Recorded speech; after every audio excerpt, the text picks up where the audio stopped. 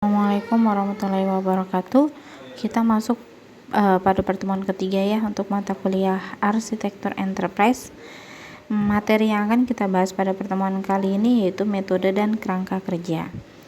Sebenarnya kerangka kerja yang dapat digunakan dalam membuat arsitektur sudah cukup tepat dalam berbagai hal dalam membangun arsitektur enterprise. Namun kerangka kerja tersebut akan sulit untuk menjamin arsitektur enterprise dapat berjalan dengan baik setelah mengalami siklus tertentu. Karena adanya banyak domain ataupun hal-hal yang terperinci dan tentunya perubahan yang terjadi akan memberikan pengaruh banyak. Oleh sebab itu, buatlah metode-metode yang dapat membantu untuk menjamin kelangsungan siklus arsitektur tersebut. Lalu, apa itu metode AE? Metode AE adalah kumpulan terstruktur teknik dan langkah-langkah proses untuk menciptakan dan mempertahankan AE bahkan hingga berjalannya siklus. Ada beberapa metode yang dapat digunakan dalam pengembangan AE. Di antaranya yaitu yang pertama ada rational unified process. Dalam metode ini kita akan membagi menjadi beberapa 4 fase, yaitu inception, elaboration, construction, dan transition.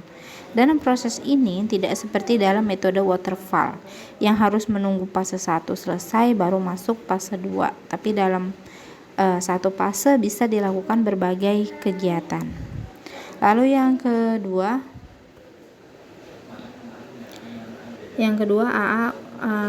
UN atau Cevac Modeling Methodology. Dengan model ini kita akan mendefinisikan langkah-langkah yang jelas pada masing-masing skop. Dan lebih pentingnya, UMM bertujuan mendefinisikan pertukaran informasi eksternal perusahaan. Lalu juga ada TOGAF ya.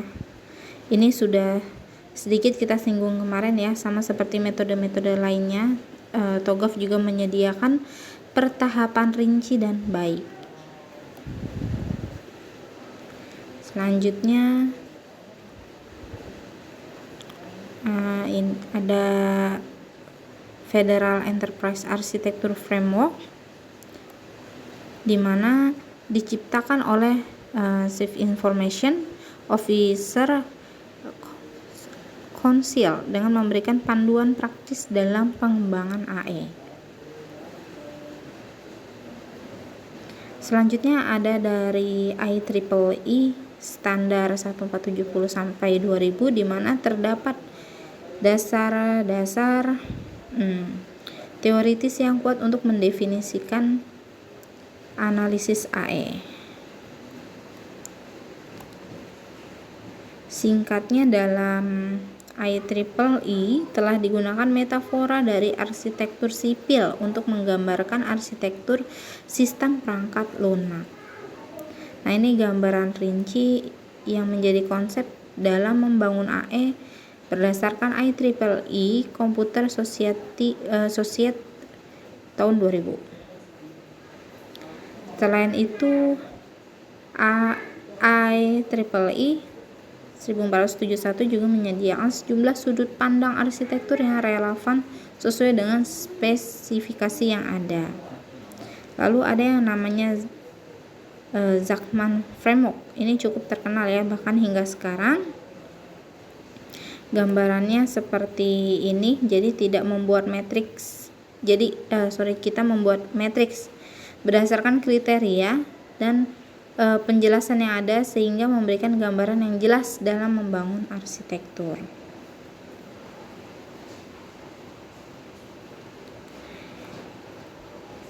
Karena kita dapat melihat pandangan dari berbagai pihak seperti planner, owner, hingga function enterprise. Nah, ini yang akan kita bahas lebih lanjut, yaitu TOGAF. Seperti yang kita ketahui, TOGAF memiliki konsep utama dalam membangun AE. Dalam TOGAF terbagi menjadi 3 bagian, yaitu ada Architecture Development Method, Architecture arsitektur content framework, dan the enterprise continuum. Untuk ADM, menyediakan jalan bekerja untuk arsitektur. ADM dianggap inti dari TOGAF.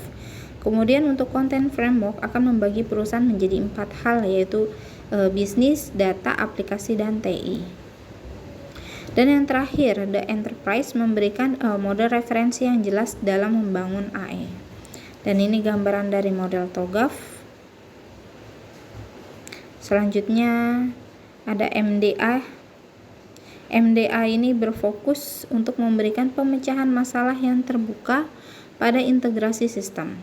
Saat ini MDA berbasis alat pengembangan perangkat lunak dan sudah mendukung spesifikasi perangkat lunak dalam UML. Jadi bukan bahasa pemrograman ya. Dan ini gambaran dari framework MDA di mana diawali dari UML model dan akan mengikuti alur yang ada.